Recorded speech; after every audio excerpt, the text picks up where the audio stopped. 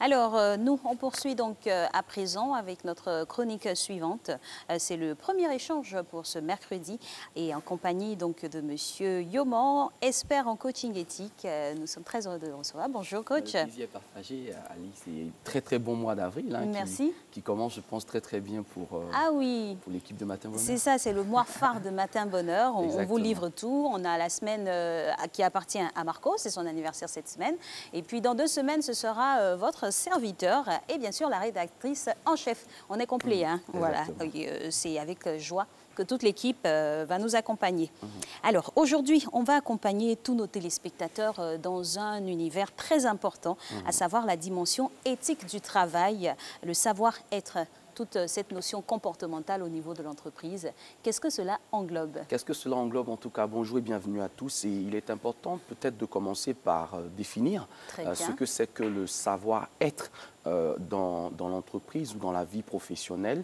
Nous l'avons vu successivement les semaines qui ont précédé, l'environnement du management où le manager était amené à trouver une sorte d'intelligence qui lui permettait d'adapter son management aux différentes situations qui se présentaient à lui. Là, nous nous retrouvons dans ce mois d'avril avec une approche qui part maintenant, si tu veux, de la base vers le sommet. On va essayer donc de montrer un tout petit peu comment, justement, on va améliorer la qualité des rapports, la qualité du relationnel dans la structuration de l'entreprise. Et c'est très important de savoir que le terme est communément employé pour définir, en fait, un savoir-faire qui est relationnel. Donc, il n'y a pas seulement la dimension du savoir-faire qui est technique, du savoir-faire qui est cognitif, mais il y a cette dimension, justement, relationnelle qui va intervenir dans la mise en œuvre, si tu veux, des objectifs à atteindre à l'intérieur de l'entreprise, c'est-à-dire des comportements ou des attitudes dans une situation donnée. Et ça, c'est très intéressant de savoir que ce savoir-être-là, il va correspondre en fait à la capacité de produire des actions et des réactions adaptées à l'environnement humain et écologique. D'accord. Voilà. Donc, on a bien défini la zone d'intervention de cette notion-là. On a entendu aussi parler de savoir-être. Donc, corollaire, savoir-être, savoir-faire et savoir-faire qui suivra, bien sûr. Exactement. Et il y a vraiment ces 3 dimensions-là qui ne se détachent presque jamais quand on parle de la dimension de l'entreprise, de la dimension d'une personne en entreprise. Le savoir, si tu veux, c'est l'ensemble des connaissances qu'une personne possède et qui lui permettent de résoudre une difficulté ou de faire face à une situation donnée.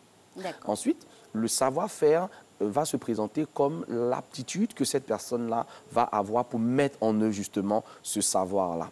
Mais il ne suffit pas simplement d'avoir cette somme de connaissances qui reste presque très théorique ou qui reste presque très technique. Il faut peut-être évoluer vers une autre sphère de savoir qui, cette fois-ci, va être un savoir qui a une dimension plus éthique, qui a une dimension plus morale, qui a une dimension qui a trait à notre relationnel. On prend un exemple. On a, par exemple, dans l'environnement de l'entreprise, une assistante. Une assistante qui est vraiment très calée dans son domaine d'activité, qui fait de super traitements de tests, qui a une capacité extraordinaire de tenir un planning, mais qui a une mauvaise humeur, qui est vraiment difficile à côtoyer, qui a d'un snobisme particulier, qui va vous bêcher, par exemple, quand vous avez besoin d'informations, qui ne fait jamais de feedback, qui ne se sent pas obligé de vous répondre sur certaines questions. Du coup, elle a un savoir ou un savoir-faire, mais son savoir-être laisse à désirer et à ce moment-là, ça va plomber l'atmosphère professionnelle. Du coup, c'est vrai qu'on a tout ce savoir-là, mais comme on dit, à quoi bon? Parce que finalement, on n'arrive plus à interagir avec ses collaborateurs, on n'arrive plus à interagir effectivement avec ses collègues. À partir de ce moment-là, on est d'accord que la structure de vie dans l'entreprise va prendre un coup et même en termes de rentabilité, imaginons un système dans lequel on a un commercial, d'accord? Donc, on a une structure d'entreprise qui a des clients. OK. En face du client, le commercial super équipé en matière de vente, etc., il sort de l'une des meilleures écoles de commerce, etc., ou de vente. Le problème, c'est qu'il a beaucoup de mal avec le client. Il a un problème avec le respect. Il a un problème avec l'honorabilité. Didier Cour disait ceci, il disait de l'éthique que c'est l'esthétique du dédain. Donc, Ça, c'est très important. Ce qu'on a à l'intérieur Ce qu'on a à l'intérieur va finir par polluer ou par améliorer ou par embellir ce qu'on est à l'extérieur ou ce qu'on peut proposer comme service. Et c'est vraiment la raison principale pour laquelle nous abordons ce sujet ce matin et savoir comment justement développer ce savoir-être. Le mot est lâché. On parle de développement, donc de cette notion de savoir-être en corrélation, bien sûr, avec l'éthique. Mais après, plus tard, peut-être dans le développement, on verra cela insufflé par qui? Puisque nous nous trouvons dans une organisation bien précise, bien aménagée. Donc, on va plutôt on va démarrer par le développement donc, de cette notion. Alors, moi, je pars toujours d'une anecdote que j'utilise dans mes formations. En 1972, l'armée américaine se retrouve sur une base militaire quelque part, on ne dira pas où, mais le commandant en chef de cette unité qui se retrouve sur cette base-là se rend compte qu'il a une équipe donc de militaires, il a des soldats qui sont super entraînés, super équipés. Le problème, c'est le comportement que va générer le stress qui est suscité justement par la situation de guerre dans laquelle cette équipe-là se retrouve. Alors, finalement, en fait, il y a un manque de communication, il y a un problème relationnel, il y a des tensions vives, il y a même parfois des soldats qui en arrivaient au point et on n'arrivait pas vraiment à comprendre pourquoi justement des personnes qui avaient été super entraînées, super équipées, qui avaient vraiment la motivation nécessaire pour venir défendre les intérêts américains se retrouvaient à s'entre-déchirer. Et ça partait en fait simplement d'un constat qu'il a fait. Il s'est rendu compte qu'ils avaient le savoir-faire technique, ils avaient le savoir, donc ils connaissaient le terrain, etc. Mais l'une des difficultés face à laquelle l'équipe se retrouve, à laquelle cette armée se retrouve, c'est qu'ils ne se connaissaient pas entre eux. Donc, ils connaissaient le terrain, ils connaissaient l'ennemi, ils connaissaient l'environnement dans lequel ils étaient. Ils sont formés, super équipés. Des GIS, par exemple, ils sont super entraînés. Le problème, c'est qu'ils ne savaient pas, effectivement, le tempérament. Ils ne connaissaient pas la personnalité de son, on va dire, de son frère d'armes qui était en face de lui. Et du coup, des problèmes étaient soulevés, par exemple, par une façon de parler, par une façon de s'adresser qu'il trouvait incorrecte ou qu'il trouvait un peu abusif. Il trouvait, par exemple, certaines familiarités intolérables. Alors, il va comprendre à partir de là que le savoir-faire technique seul ne suffit pas, mais il faut peut-être développer un savoir qui sera peut-être beaucoup plus relationnel et qui va permettre de mettre en relation avec une bonne intelligence émotionnelle et relationnelle les personnes qui travaillent dans une même équipe. Alors, si on veut répondre à ta question, Alice, ça part de qui?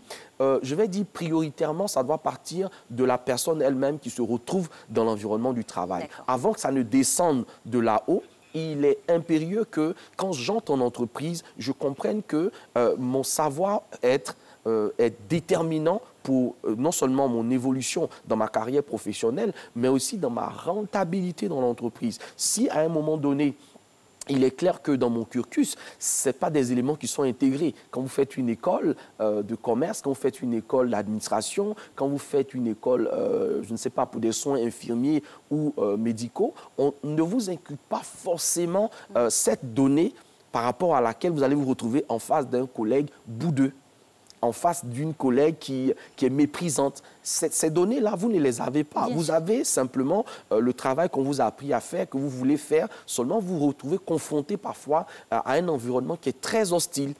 Une personne qui entre dans une entreprise, qui intègre un poste et qui n'est pas accepté dans l'environnement de travail, qui sent qu'il est ignoré, qui sent qu'il n'a pas les informations dont il a besoin, par exemple, pour évoluer dans son travail ou pour donner... Dans ce cas, à ce niveau d'analyse de la situation que l'on fait quand on intègre cette équipe ou cette structure, quel devrait être le travail à faire ensuite? Alors, il y a des Insister, forcer ou s'imposer aussi? Oui, je dirais qu'il faut développer une intelligence émotionnelle. Une intelligence émotionnelle, c'est cet art qu'une personne peut avoir de s'adapter à une situation donnée en ne perdant pas de vue l'objectif pour lequel Cela il ou passe elle... par quel prisme ou quel indicateur? En fait, comme j'ai à le dire, vous prenez par exemple une grenouille. Et là, on a quelques images sûrement en corrélation avec le sujet. Vous prenez une grenouille ou un crapaud quelconque, hein, vous le placez dans de l'eau. le crapaud, la grenouille, ne se rend pas compte en fait qu'elle ne s'en sortira pas, que cette situation va causer sa mort. Qu'est-ce qu'il va faire? Le crapaud va essayer d'adapter la température corporelle à la température de l'eau. Et au fur et à mesure que l'eau va gagner justement en chaleur, lui, il va chercher à s'adapter. Il ne va pas trouver le bon moment pour sauter et paf, il finit par exploser, il finit par mourir. La nuance avec se fondre dans la masse. Ah oui, le truc c'est, qu'est-ce qui a tué effectivement ici le crapaud? Annalise. Question, interrogation matinale. Qu'est-ce qui a tué la... Je pense que c'est son inconscience même. Son inconscience. Donc, le facteur qui a tué ici, ce n'était pas l'eau chaude, c'est sa capacité à se déterminer à un moment T, de se dire, je pars de cet environnement. Alors, comme on l'a vu sur les images d'illustration, un célèbre psychologue que j'aime et dont je respecte vraiment la qualité de production, dans les années 80, Tybee Keller va développer en fait ce qu'on va appeler la process communication, qui est un outil de relation, un outil d'entrée en relation avec l'autre qui permet non seulement de se connaître, mais aussi et surtout de connaître l'autre en face de nous. En fait, il va travailler sur la personnalité et il va dégager en fait 6 types de personnalités que nous pouvons retrouver en entreprise, dans la vie de tous les jours, dans nos relations interpersonnelles. Et à partir de ces 6 types de personnalités, il va nous permettre justement de développer ce qu'on va appeler le savoir-être professionnel. Son étude va être utilisée par la NASA, par exemple, qui envoie dans l'espace des missions d'exploration, envoie des astronautes dans l'espace, des astronautes super équipés, super calés, comme on va dire, en ce qui concerne leur discipline, mais quand ils se retrouvent en situation de stress, parfois ça part dans tous les sens. Voilà, ils n'arrivent vraiment pas soit à cohabiter, soit par exemple à communiquer. Et là, il va nous présenter les différents types et que nous allons peut-être ensemble essayer de développer et qui peut-être aideront, je suis sûr, avec beaucoup de modestie, permettront quelqu'un qui est dans l'environnement de l'entreprise, qui est dans une entreprise, qui soit simple employé ou qui soit employeur, cette technique ou cette connaissance-là lui permettra de se découvrir et de savoir comment entrer justement en interaction intelligente avec ceux qu'il côtoie au quotidien. Alors, on a vu superposer dans cette illustration les 6 types de personnalités, en fait, tels qu'ils se présentent. Donc, on a l'empathique, le travaillomane, le persévérant, le rêveur, le promoteur et le rebelle. Je précise que la nomenclature n'a rien à voir avec l'explication. C'est-à-dire que quand on parle du rebelle, ce n'est pas forcément quelqu'un qui organise une rébellion. Voilà, qui organise une rébellion. Ni qui est au sommet aussi de la pyramide. Mais en fait, tel que c'est présenté ici, je veux montrer qu'on a tous une personnalité qui est la personnalité apparente. Et on a des personnalités qui ne se manifestent qu'en situation de stress. Mais en chacun de nous, il y a ces 6 types de personnalités. En chacun de nous, ces 6 types de personnalités vont se présenter en fonction de qui est en face de nous. Donc l'intelligence et du savoir-être, c'est ma capacité à sortir de moi un des types qui correspond par exemple au type d'Alice. Si par exemple Alice est de type travaillomane, on verra que le travaillomane par exemple, c'est quelqu'un de logique, de responsable et d'organisé.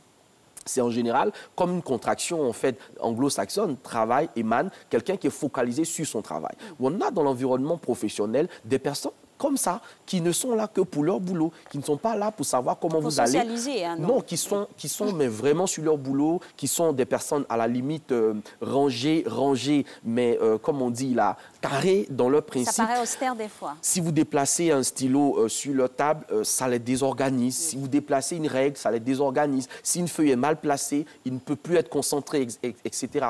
Si donc je sais que c'est le mode de fonctionnement d'Alix en face de moi, je vais puiser à l'intérieur de moi le travaillomane qui est à l'intérieur et je vais entrer dans ce mode intelligent pour interagir en fait avec Alice. À partir de ce moment, il n'y a plus de problème puisque je sais comment fonctionner avec toi. On parle à ce moment-là de forte capacité d'adaptation. Oui. Donc, quand on est dans le savoir-être, il faut développer cette capacité à s'adapter. Et puis, il n'y a pas que le travaillomane.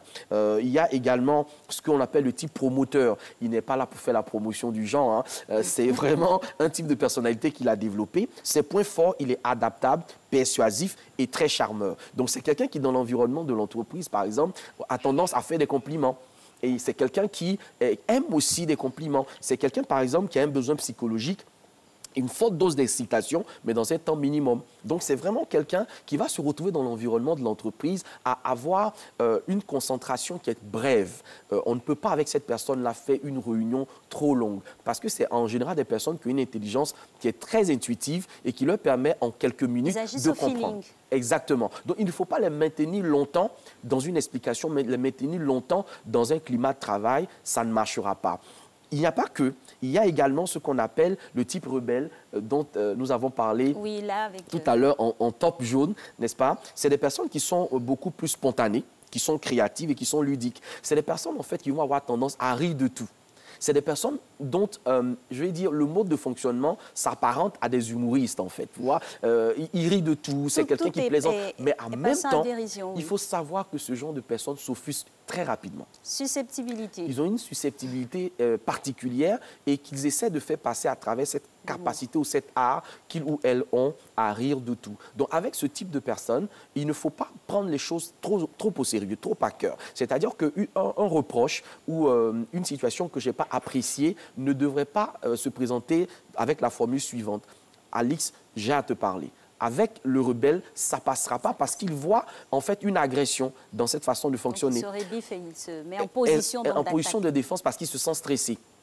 Mais qu'est-ce qui serait intéressant ici avec le rebelle, c'est d'utiliser un ton dans l'humour et de lui dire clairement, je n'ai pas trop apprécié ce que tu as fait, toi tu es trop ceci, avec une pointe d'humour qui accompagne, il comprend le message et il se met tout de suite en mode excuse, se met tout de suite en mode repentance comme on le dit. Il n'y a pas que le rebelle, il y a également celui qu'on appelle le persévérant. Rassure-toi, ce n'est pas quelqu'un qui a une capacité de faire le Paris-Dakar à pied, non. Non, pas du tout, mais le persévérant, il est plutôt engagé, il est observateur, il est consciencieux. Et chaque personne a un besoin psychologique. Lui, son besoin psychologique, c'est d'être reconnu pour ses convictions et apprécié pour son travail. Donc, quand on a un persévérant, par exemple, dans l'environnement professionnel, il ne s'attend pas à ce que tu l'apprécies sur la belle cravate ou sur la belle chaussure qu'il a ou sur le beau tissage qu'elle porte. Non, ce n'est pas pour ça qu'elle est là. Mais pourtant, si vous savez l'apprécier sur la qualité de son travail, vous savez l'apprécier sur la qualité de son rendu, la qualité de sa conscience professionnelle, cette personne est prédisposée à tout écouter et à tout suivre. Vous voyez? Là, ça rentre un peu dans un cadre, pas de manipulation en tant que tel, mais il ne faut pas aussi lui mettre toujours la pommade. Non, on ne lui met pas la pommade, mais on utilise en fait le bon canal. C'est un peu comme en communication.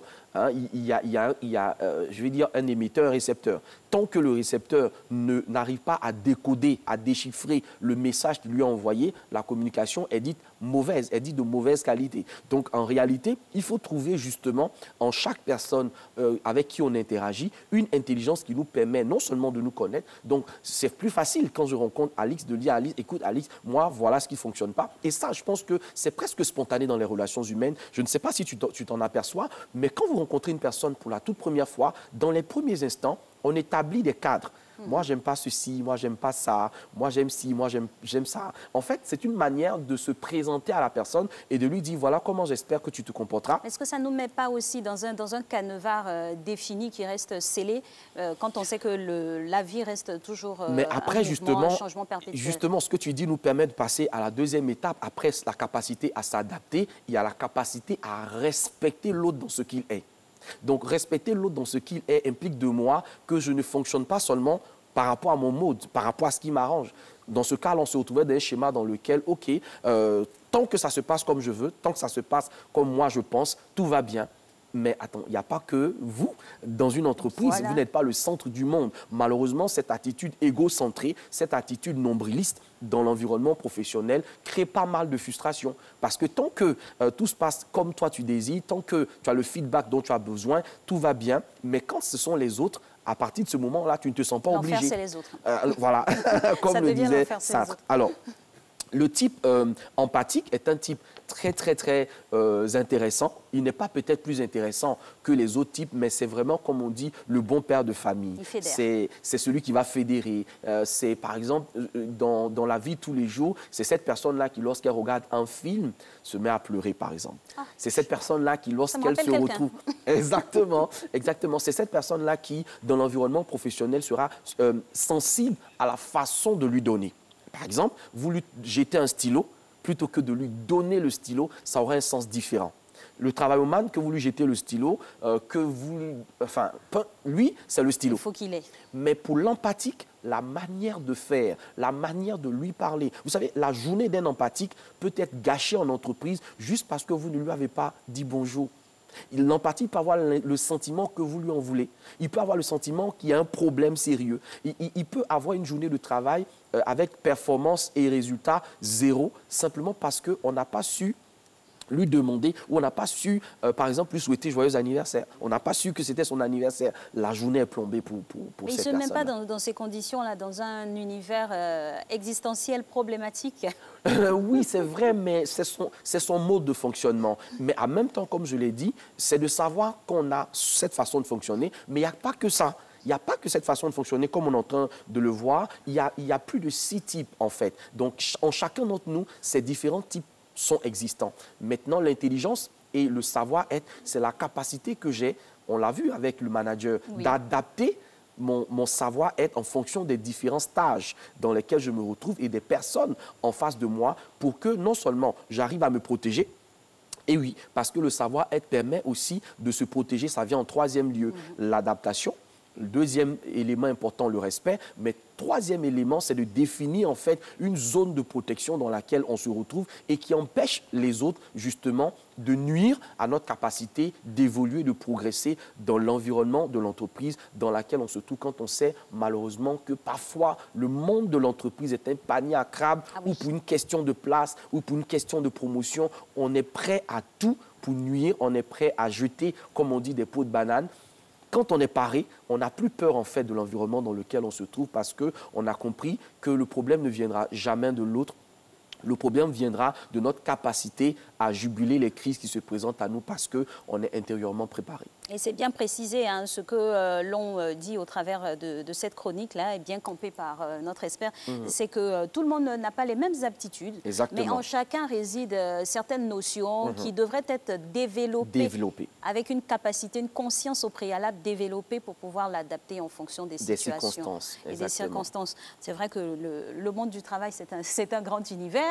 Oui. Il faut trouver du temps pour cette tâche et puis trouver du temps aussi pour pouvoir être en adéquation. Et oui, c'est cela, savoir-faire et savoir-être. Il faut combiner ces 3 éléments intelligemment pour pouvoir tirer constamment son épingle du jeu professionnel. On espère vous avoir apporté en tout cas du grain à moudre pour évoluer aisément en entreprise et avec bien sûr vos collègues. Merci cher coach pour cette belle intervention. On se dira à la semaine prochaine avec grand plaisir.